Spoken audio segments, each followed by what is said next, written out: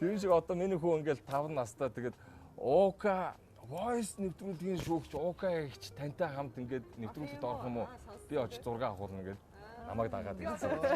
Өөрийнх нь асуусан. Тэгээ хүүгийнхаа тэгээд хүслийг биелүүлнэ гэдэг чинь өөрөө сайн аваа л гэж байгаа юм байна. За би сайн. За та нараар мол юм аа.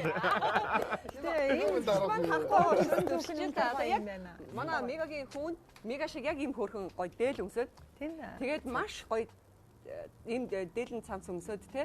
Тэгээ ийм зүйл зүгээд малгай өмссөн маш их хөөрхөн инхрийнхэн игдүүтэй тэр хүүтэнд бидрийг бас ингээд имжээ байж байна. Гүг тэр. За зөрчтөр гарна шүү. Бүх шиг гүйж штэ. Бүх шиг. Яг нөгөө байранда байгаад байгаа байхгүй тий. За миний хүү одоо энд ажил яваа наана байж шүү. Яг байранда. Хангал хэдэн настай вэ? 5. Вау. 8 биш бүр 5 настайгаас. Чи дуудуулж чадах уу? За татуулчих. Энд үзэгчд энэ ямар авиасан наадмаар үзэж байгаа бүх үзэгчдүүд тэр ядаж наадмын мэдчилгээд дэвшүүлгүй хаялаа. Чаднаа хангал сэргэлээ юм чи.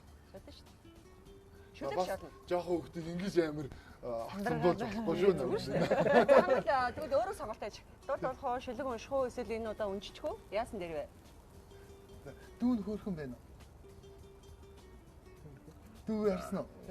Их хөрхий дөө. За манай жоохон толгомжлаа. За. Хит бүр ингээд юм бүх ингээд жоохон шокнд орсон. За байранд очих юм уу?